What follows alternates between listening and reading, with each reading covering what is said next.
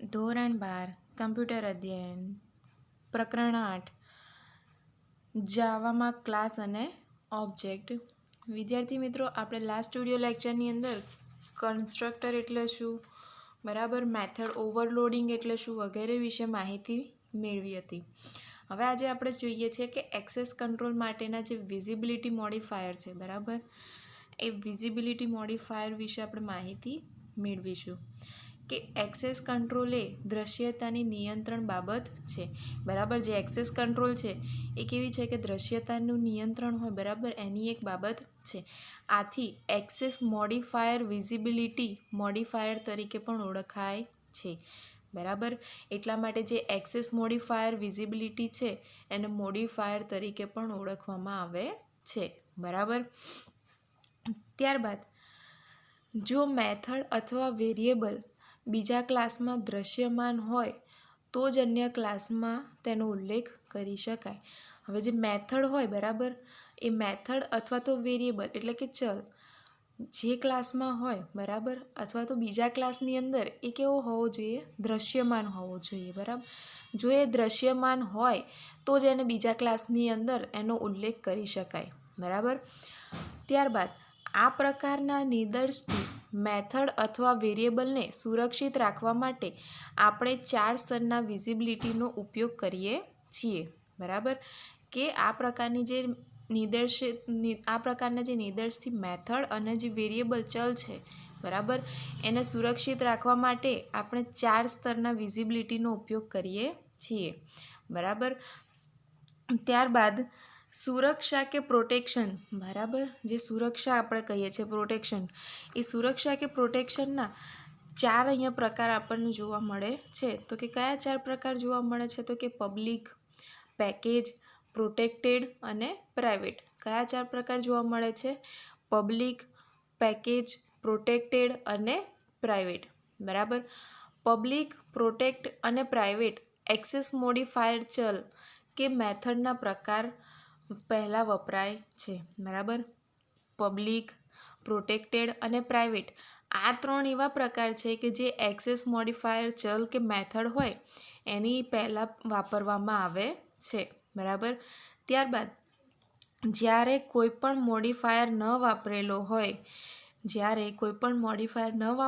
હોય ત્યારે તે પૂર્વ નિર્ધારિત પ્રકારની વિઝિબિલિટી પેકેજનો છે, બરાબર. કે જ્યારે આપણે કોઈ પણ મોડિફાયર વાપરેલો ના હોય ત્યારે એ પૂર્વ નિર્ધારિત પ્રકારની વિઝિબિલિટી પેકેજ છે જેનો ક્લાસમાં સમાવેશ થાય છે, બરાબર, જેનો આપણે ક્લાસની અંદર સમાવેશ કરીએ છીએ. ત્યારબાદ જે પેકેજ છે એ પેકેજ વિવિધ ક્લાસને વ્યવસ્થિત રૂપ આપવા માટે વપરાય છે, બરાબર. પેકેજ ક્યારે વપરાય? કે જે અલગ અલગ વિવિધ ક્લાસ હોય એ ક્લાસને વિવિધ રૂપ આપવા હોય, બરાબર, વ્યવસ્થિત એક રૂપ આપવું હોય ત્યારે એની માટે વપરાય છે.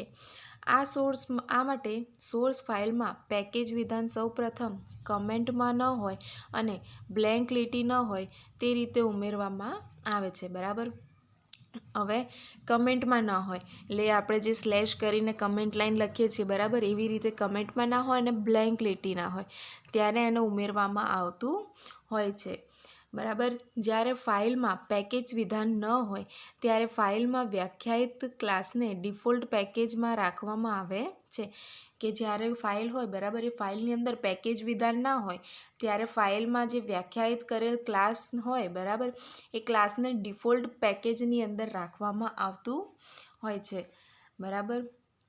તો જે આપણા સુરક્ષા કે પ્રોટેક્શનના 4 પ્રકાર હતા એમાં પહેલો પ્રકાર આપણે પબ્લિક છે, બરાબર. એના વિશે માહિતી મેળવીએ કે કોઈ પણ મેથડ કે ચલ જે ક્લાસમાં વ્યાખ્યાયિત કરેલા હોય તેમાં જ તે ઉપલબ્ધ હોય છે. કે કોઈ પણ મેથડ કે ચલ જે ક્લાસમાં વ્યાખ્યાયિત કરેલા હોય તેમાં જ તે ઉપલબ્ધ હોય છે, બરાબર. એટલે કે એની અંદર જે વિઝિબલ હોતા હોય છે, બરાબર.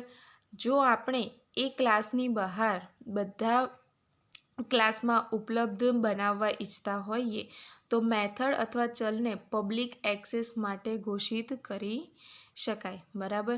કે જો આપણે ક્લાસની બહારના જે બધા ક્લાસમાં ઉપલબ્ધ બનાવવા એને ઈચ્છતા હોઈએ, બરાબર, તો જે આપણો વેરિયેબલ છે એ વેરિયેબલ અને મેથડ, બરાબર. એ મેથડને આપણે પબ્લિક એક્સેસ માટે એને ઘોષિત કરવું પડે. બરાબર. હવે આ સૌથી વધારે શક્ય એક્સેસ છે. બરાબર, કે આ કેવું છે, સૌથી વધારે એક્સેસ થતું છે. બરાબર. ત્યારબાદ તે અન્ય પેકેજમાં વ્યાખ્યાયિત ક્લાસને પણ વિઝિબિલિટી પૂરી પાડે છે.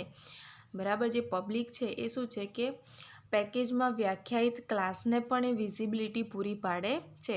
બરાબર, એટલે કે ઉપલબ્ધિ પૂરી પાડે છે.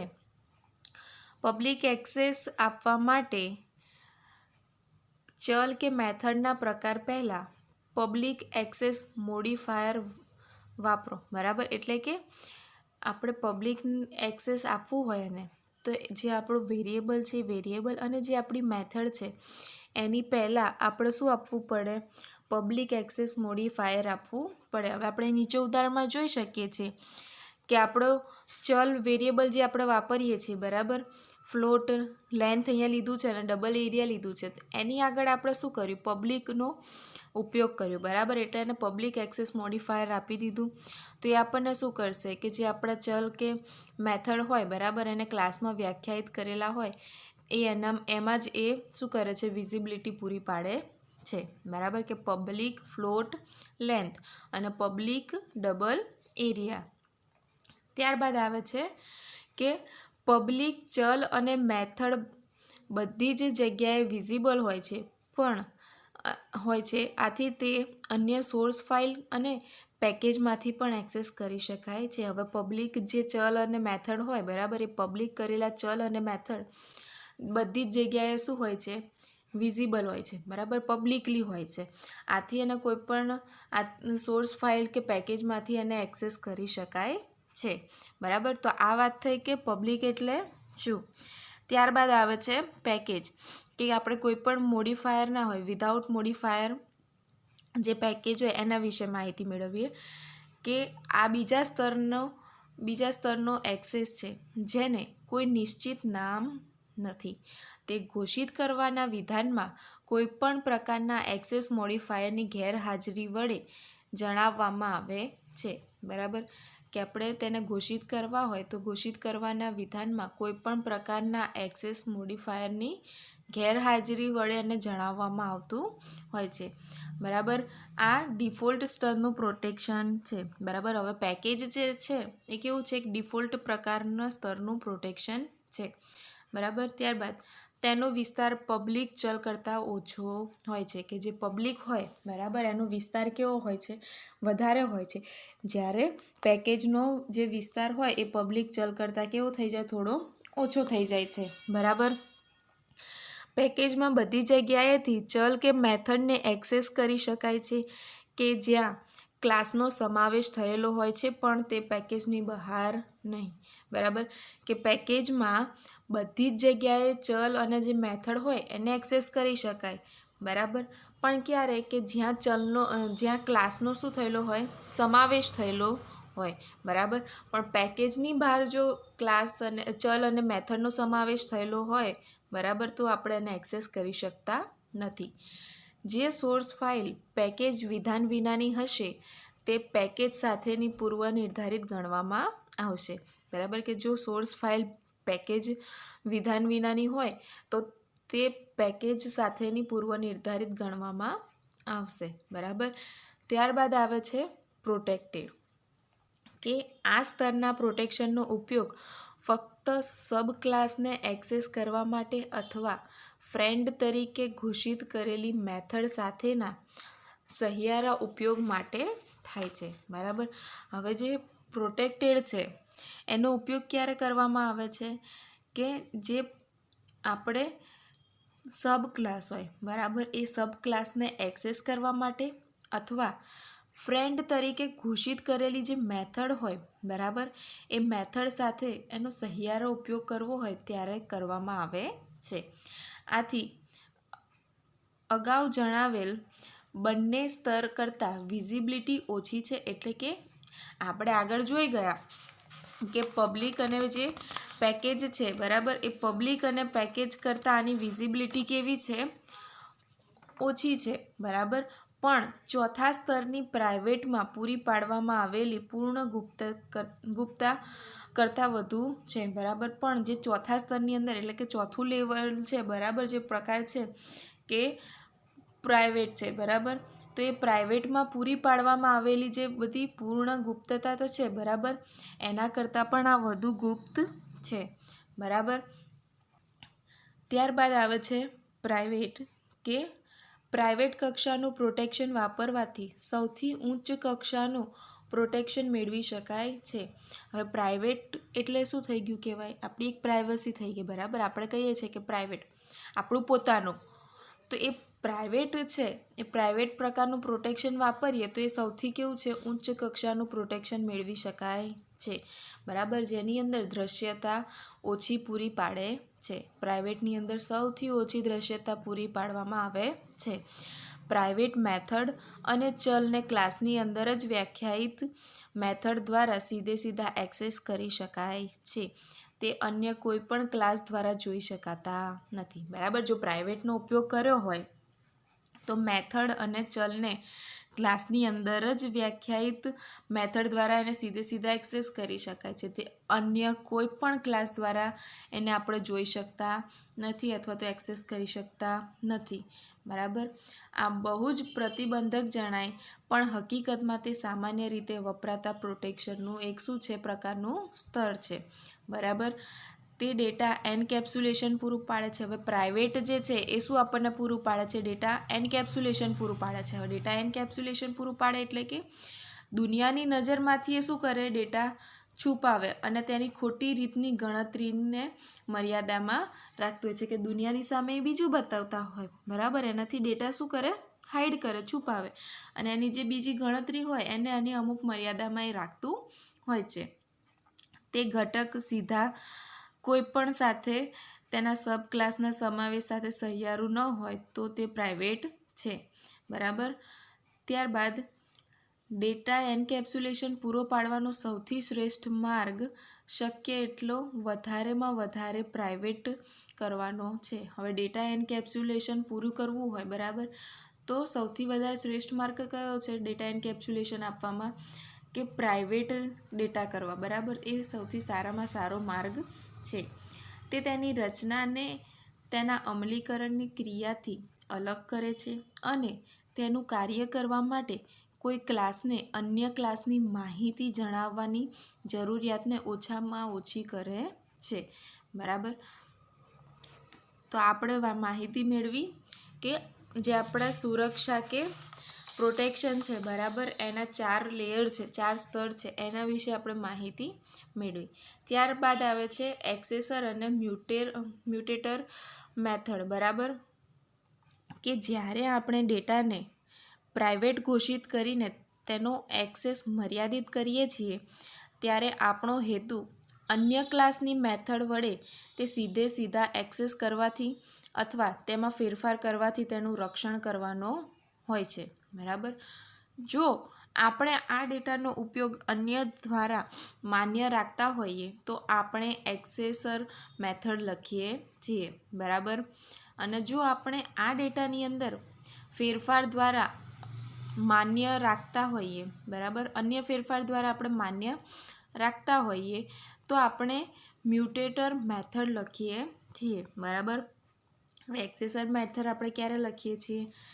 કે જે ડેટાનો ઉપયોગ હોય, બરાબર, એ અન્ય દ્વારા આપણે માન્ય રાખતા હોઈએ ત્યારે એક્સેસર મેથડનો લખીએ છીએ.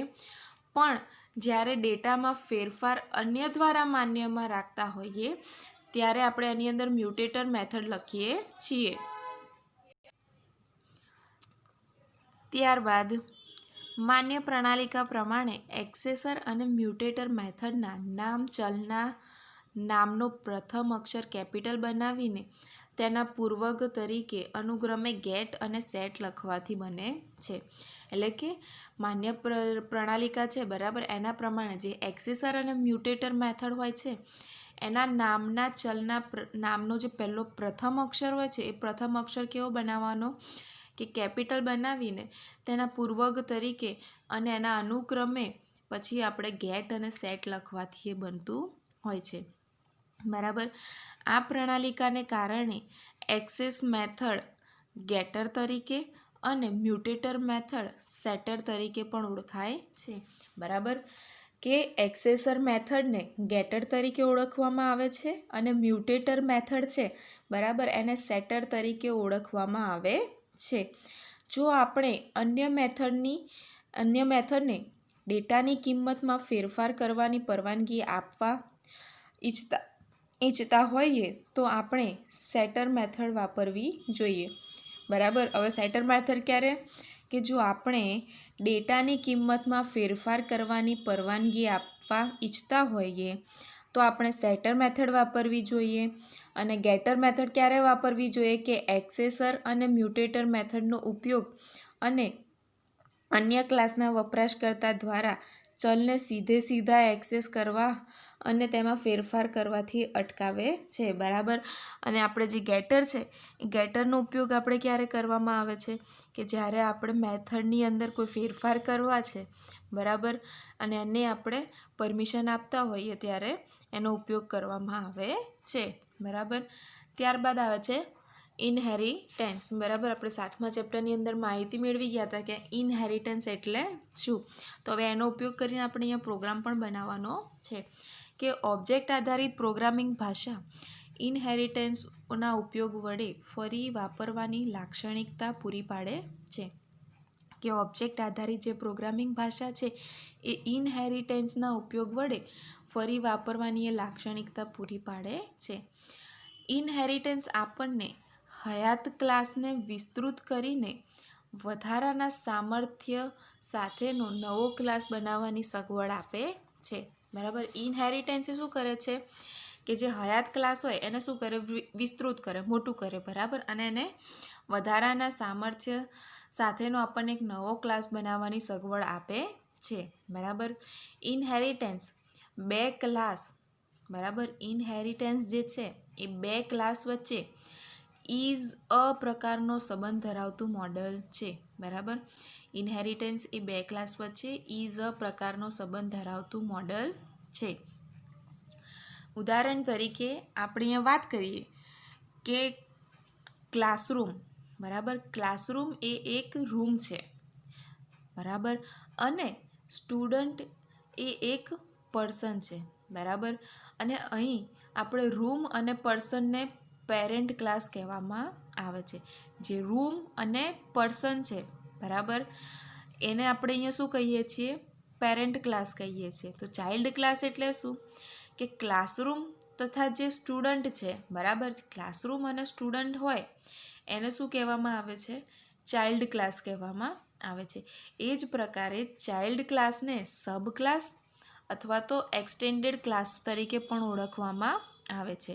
બરાબર, ચાઇલ્ડ ક્લાસને સબ ક્લાસ અથવા તો એક્સટેન્ડેડ ક્લાસ તરીકે પણ ઓળખવામાં આવે છે. બરાબર, જ્યારે બે ક્લાસ વચ્ચે ઇઝ અ પ્રકારનો સંબંધ હોય ત્યારે આપણે ઇનહેરિટન્સનો ઉપયોગ કરીએ છીએ. બરાબર, કે જ્યારે બે ક્લાસ વચ્ચે ઇઝ અ પ્રકારનો સંબંધ હોય ત્યારે આપણે શેનો ઉપયોગ કરીએ છીએ? ઇનહેરિટન્સનો ઉપયોગ કરીએ છીએ. હવે પરીક્ષામાં તમને પૂછાઈ શકે કે પેરેન્ટ ક્લાસ છે બરાબર, એ પેરેન્ટ ક્લાસને અન્ય કયા નામે ઓળખવામાં આવે છે? તો પેરેન્ટ ક્લાસને સુપર ક્લાસ, બેઝ ક્લાસ તરીકે ઓળખવામાં આવે છે. પેરેન્ટ ક્લાસ કહો, સુપર ક્લાસ કહો કે બેઝ ક્લાસ કહો, ત્રણેય એક સરખું છે. બરાબર, જ્યારે ચાઇલ્ડ ક્લાસને શું કહેવામાં આવે છે? સબ ક્લાસ કહેવામાં આવે છે અથવા તો એક્સટેન્ડેડ ક્લાસ કહેવામાં આવે છે. બરાબર, ત્યારબાદ સામાન્ય ગુણધર્મો સુપર ક્લાસમાં રાખવામાં આવે છે. સુપર ક્લાસમાંથી બધા ઇન્સ્ટન્સ વેરિયેબલ અને મેથડ વારસામાં મેળવે છે. હવે આપણે જાણીએ છીએ કે ઇનહેરિટન્સ બરાબર, ઇનહેરિટ એટલે શું? કે વારસામાં મળવું. બરાબર, જેમ કે આપણને આપણા મમ્મી પપ્પાથી આપણને વારસામાં મળતું હોય છે. બરાબર, એ શું કહેવાય? ઇનહેરિટ કહેવાય. એવી જ રીતે અહીંયા પણ સબ ક્લાસ સુપર ક્લાસમાંથી બધા ઇન્સ્ટન્સ જે વેરિયેબલ અને મેથડ હોય એ શું કરે છે? એ વારસામાં મેળવે છે અને તેના પોતાના વધારાના વેરિયેબલ અને મેથડ હોઈ શકે છે. સબ ક્લાસમાં કન્સ્ટ્રક્ટર વારસામાં મળતા નથી. હવે સબ ક્લાસની અંદર જે કન્સ્ટ્રક્ટર હોય બરાબર, એ કન્સ્ટ્રક્ટર આપણને વારસામાં મળતા હોતા નથી.